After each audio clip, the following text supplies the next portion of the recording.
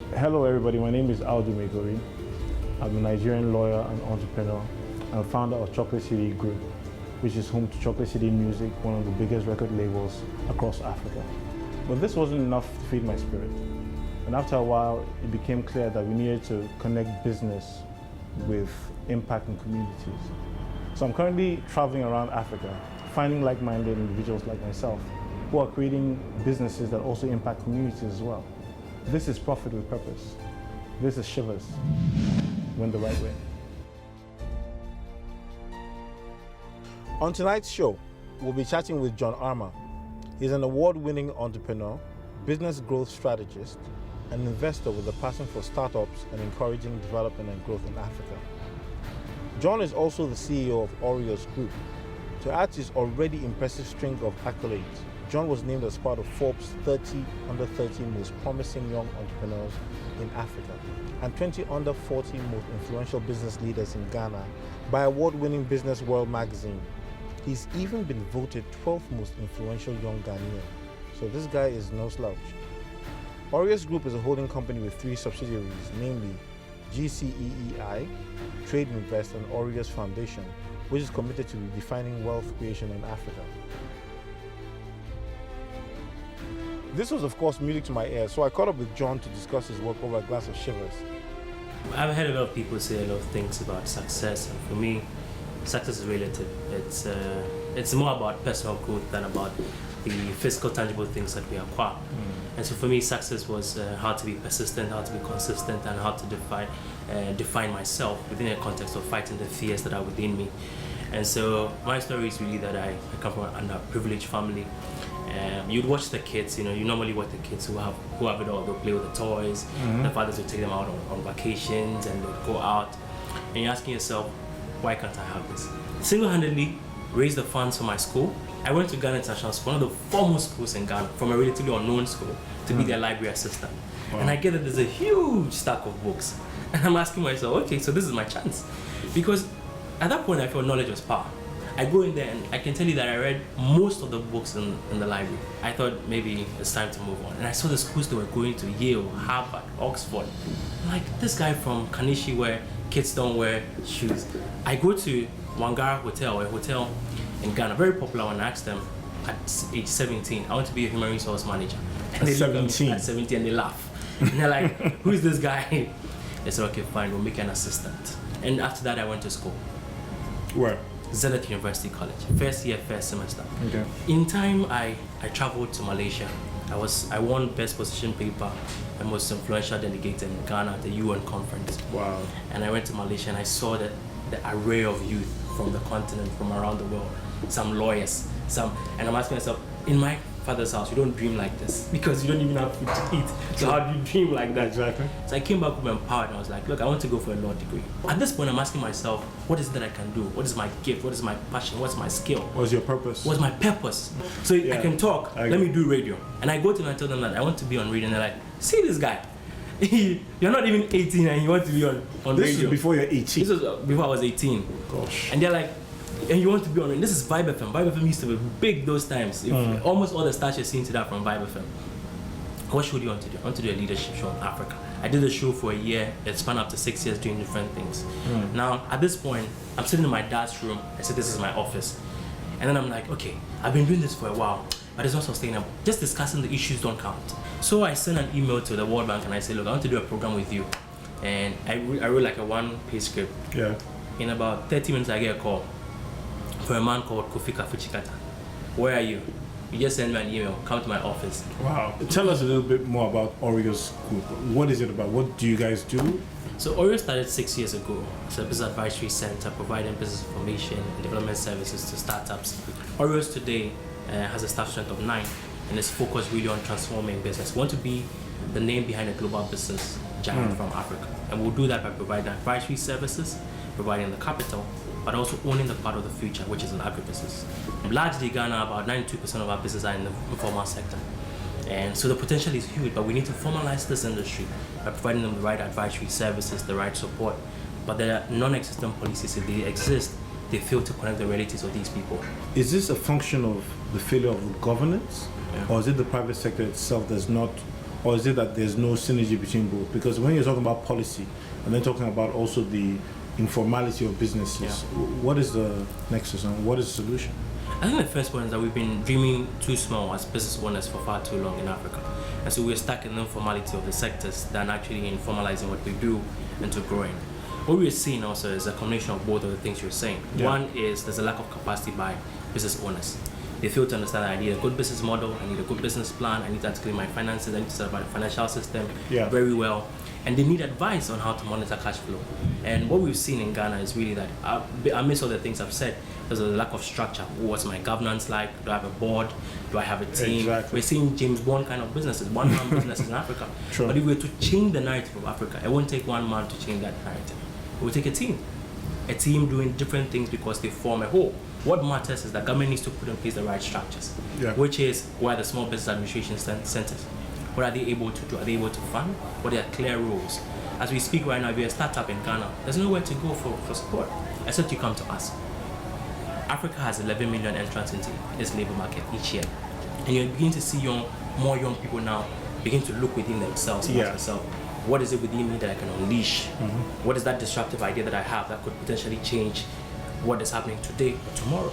And so it's growing, but we need support.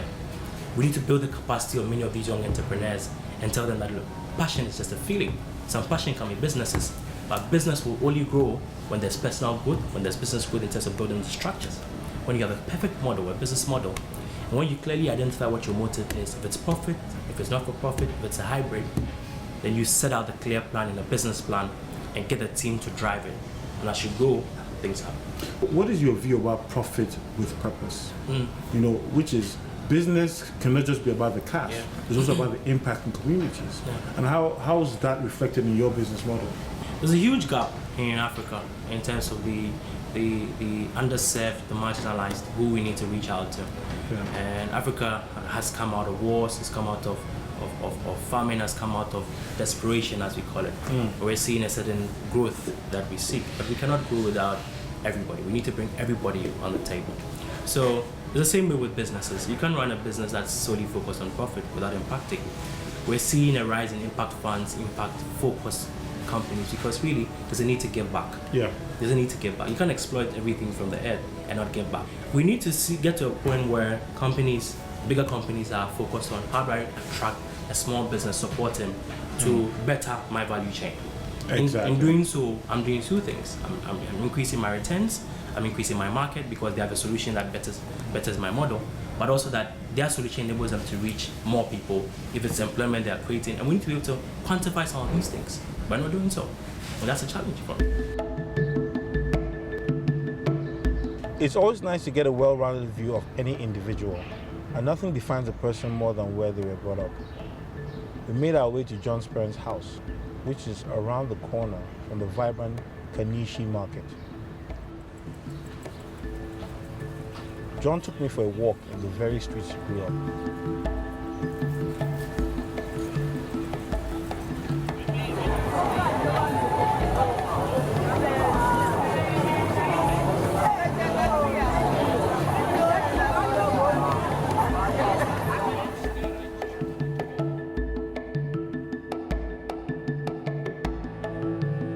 I was also fortunate enough to catch up with John's father, Emmanuel Armah, at his home. Mr. Armah, thank you very much for welcoming us to your beautiful house. Bringing up a child like John, what was he like as a child? What was he like? He was a very quiet child.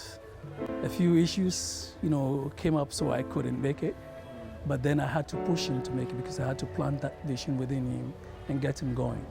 On one part, you were the business mind, and your wife, his mother, is the philanthropist. She's a teacher, I understand, in one of the free education schools. And to what extent do you think this impacted in what John has been able to achieve so far?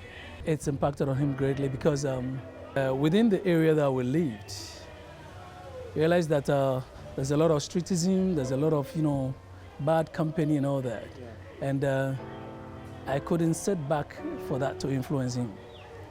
So I had to cover him, I had to make sure that he gets a good education, I had to push him to the limits. I registered my first business when I was 18 years old. Oh, so this is in the blood. That's it. It is in the blood. You know, right after school, I just zoomed into it. But then, you know, like he's doing, getting some capital and some knowledge, you know, to keep business going. People need to get information. You know, what I've come to realize is there's a lot of information out there, Yes. which people do not access, either through ignorance or negligence or something. And like his group and what they are doing, I think they are creating the awareness, you know, and helping people start up business, because people have ideas. I used to take him to some lectures. I used to give lectures on, you know, business and other things. Yes. Wow. And so that as I took him along, I think he grabbed it quickly and then he packed out. For every business person or every entrepreneur to thrive, you must have passion, you know, and you must have the zeal to satisfy a need. He set up a kind of community fund thing to, you know, assist people in those who have dropped out of school, yes, and those who have, you know, they need something little to start up something. With his compassion, you know, he cannot see somebody in need and let the person go. He'll make sure that he moves to that need. And I think those are the qualities that are driving him. What was it like growing up under such a father? What was it like? Was it tough? Was he hard? What kind of father was he? My dad was never happy, never content. When I say happy, he wasn't happy where he was. He always went back to his ideas, and I wanted to do this, I wanted to do that, and it didn't happen because this happened. So you get to hear these ideas shaping you up. Oh, so this is possible. So he did this. He was running an NGO, trying to help people to back home then. And so you see him trying things and doing things. Yeah. And that's what has shaped me. And his leadership, he was 10, my dad. I mean, look, really? Steady. Either you study or do something, you know, like do something, show that you are my son, because he's very, very intelligent, and you can tell. No, clearly. So, I learned business from my dad, and I get a compassion from my mom. So it's very clear. But my mom taught me how to love. It's my greatest flaw. It is my greatest flaw to date. Loving, being emotional. Sometimes people prey on that and exploit you based on that because you're too compassionate, you know. And so that part of my mom is something that drives my work. To what extent would you say this ecosystem keeps you logged on, keeps you focused, and keeps your journey to the next level on point? How does that do that? When I'm stressed at work, I just come here and I see my dad and something happens. There's a spark that says, keep going. Nice. When I think I'm getting it all and I'm, you know, more comfortable, yes, I come back here at my mom's place and it reminds me of we are not there yet at all. So that's what I get, and a sense of belonging. What was the worst thing that happened to you growing up there? I was looked down on. Within the community? Yeah, even internally at home, you know. Why?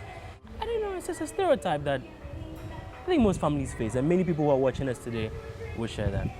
You know, people tell you, look, what are you doing? Who are you? Eh? Who are you? And they equate the sense of being daring to being having pride. I see. I feel you. You know, so you are here and you're not comfortable where you are, and they think that this guy has some ego they've never seen before. And, I totally you know, feel you. But really, it's just that we can't be comfortable with where we are. The future is so big for all of us that we need to grab it. If we don't grab it, we grab some. Your father telling us about how people look up to you now, your peers, and some people who are even older than you in the community, as a sort of icon, as a success story. Now, it's also interesting that these are the same people who previously may have been looking down on you. Now, how does that make you feel? It's a challenge. I want people to look at me and see themselves and see that it's possible.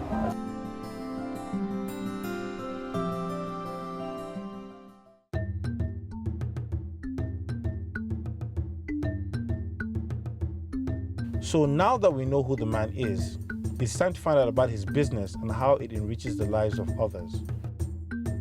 Over the past 6 years, we've been committed to building a business that will become the name behind a global business giant from from Africa and from Ghana.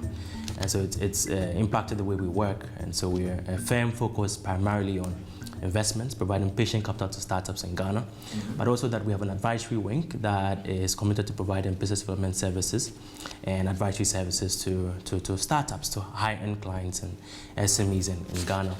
But also that we feel that agribusiness is the future, and so we want to own a part of that. And so we do that through our other subsidiary called Trade Invest. So essentially, the company I run is called the Orios Group, and it has 3 subsidiaries. One is the Orios Capital, focused on investments. We have GCE, I focus on training, advisory and development services. And then we have Trade Invest, which is primarily on agribusiness. It's transition. We've grown from a point where it was just a one-man business to now where it's a team of more than 9 with other casual laborers across the fields that we work in. But what we've been noted for was we took over from an ecosystem where there was no policy to help transform startups. There was no policy to help aggregate startups and provide them the needed support. And so what we did was to pioneer the first policy for startups in Ghana. Over time, we've also trained over 10,000 youth in Ghana across the country, working with a lot of donor partners. And we've been involved also in reviewing most of the youth employment initiatives in Ghana, along with the World Bank. And so we reviewed the Ghana Youth Employment Program when it started. It's now called YES, and we've reviewed that over time. We were the first also support a local startup to pioneer an operating system software right here from Ghana. It was called the OSS Web software. So it was just like you're using a Microsoft or using a Mac. It's the same thing with that as well. That company has today gone on to pioneer one of the leading technologies in Africa called Bisa app. Bisa allows you to interact with doctors seemingly from where you are and get answers to your health questions right on the go. Now, you and I are not in Thai, right? May I ask you why you're not in a Thai? Because it is hot. Okay. And this is Africa, so Okay. Unless you have to. Building on that African point, I met a young man who was fully focused on diplomacy, but was not making a cent out of it. And he could speak well, he could do a lot of things. And I asked him, look, what do you really love to do? He says, look, I love doing ties. This tie I'm having, I made it myself. I said, okay, next time we meet, how about you bring a couple to me? So we're driving around the Accra Mall area, and he had it. And I stopped by the roadside, busy traffic, and I asked him, can you get out and sell? He's like, what? Like, I'm a diplomat. I said, no, get out and try and sell to some of the people in the cars. So okay, fine, since it's coming from John. And I got this guy out of the car. He started interacting with people, and people were interested in the tie. And I think 2 people bought some on the road or so. Wow. Since then, I'll take you to his shop. It's not big, but you will see what he's trying to influence a lifestyle change where we don't do Western ties, but we use an African fabric to make ties. Fantastic. Our work has seen us transform policy, be it in terms of leadership, be it in terms of employment, be it in terms of actually creating the jobs for the young people. And I think you've seen that in what I've said so far. How do you employ people in the first place? I mean, what is the process? Do you have to be young? Do you have to be tall? I mean, what's the criteria for employment? I have partners in my business, and my partners I give great thanks to. They're committed, they have a shared vision with me. And so you see that transcending in the people that we interact and the people that we bring on board as well. We look out for passion, and I'm so proud of my team. We're looking out for, is he passionate? What's his knowledge about the market? Can he be trained? Is he somebody who would go all out to work with us? Is he willing to get new ideas? But what's the drive like? Your business has helped to fund several companies. And being a businessman in Africa myself, I understand that one of the biggest challenges that you find is that startups can't access funding. Yeah. And even when they can access funding, they can't access it affordably. So you end up taking a loan that ends up being equity, or sometimes you have to dispose of an asset. Yeah. So it's a serious decision. How do you make that decision as to which kind of companies to fund? If you look at typical, the equity industry in Africa, it's growing. The venture capital industry is growing. But in Ghana, we've not appreciated it fully because we consider startups as high risk. And so who comes in to bridge that gap between the seed capital, the growth capital? And that's a gap we want to fill. In our process, what we look at is we have a team that will identify the startups primarily on one end and see if they're deals that we want to consider. But primarily we have a board that is a very strong board headed by the former Voter Authority head in Ghana. He's one of the directors of, I think, Stanbic Bank. They consider, along with the fund manager, in terms of which startup to try. So we are just, call us the workers. infestating the fund and trying to get money into it, and etc. Yeah. And they would consider these applications per the number of sectors that we have. So ordinarily so instead of announcing a call, we're on the lookout as to whether we can broker or whether we can do the fund. In the past, like I said, we're doing micro loans to startups, and so essentially that concept of funding was it's micro loans to them. As we grow, you would see that in the next year, that we even move from this level into high-end startups that would cause, beyond creating jobs, beyond impacting, they would disrupt. Sometimes people mix up the business with corporate social responsibility. Yeah. Some companies, what they've done is that they've made their business corporate social impact as their responsibility. How has that affected the DNA of your company now in terms of giving back? Every money that we made in our business from the first 3 years went back into people. Almost all our events were free. It's grown to become part of our philosophy now, where really it's about, can this company create impact? Can it disrupt? But will it give us the returns we want to continue this impact? That's our future. What word would you have out there for somebody who is trying to start off, who's knocking on the doors and they're not being opened? What, in one sentence, what kind of advice would you give them? Sometimes we think we're meant to start a business, but we're not meant to start a business. I see fresh graduates coming out with no clear business model, no clear problem they're seeking to solve.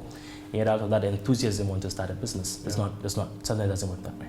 Fundamentally, every entrepreneur or every idea is based on a need.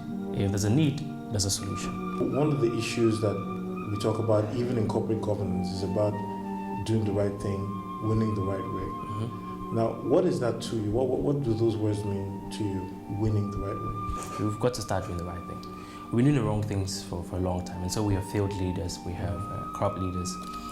But if we are the future as young people and we want to change that mindset, we want to transform the economies that we're in, it starts with doing the right thing. It starts with self-examining ourselves, discovering the values that we need to share and we need to imbibe within us. And that becomes a kind of a force that drives people to you, because the way you think determines who comes to you. But what are the most essential things that we need to start doing business the right way? Interesting. You need passion, first of all. Passion to be committed to stay on the track and not give up at any point in time. Passion to know that, well, this business idea may not work, but it's actually a conduit towards something that will work. So you keep trying and keep doing that. And the second point you need is really, and I think it's most fundamental, is you need a good idea. If you don't have a good idea, I'm sorry. There's no such thing as a good idea, contradictory as may seem, but there's a right idea. The right idea is one that's ready for the market, that has an existing market, or it's revolutionary in nature, and so will disrupt in a certain form as well. You can only know if it's the right idea if you test it. And so when you don't start, you limit your own potential. What is your style of leadership? How have you been able to lead several teams, grow the dreams of many other people, and still remain yourself? What is your style? Interesting. There's a saying that says, show someone what he can become, and he'll be loyal to you, if he realizes the potential that you've shown him.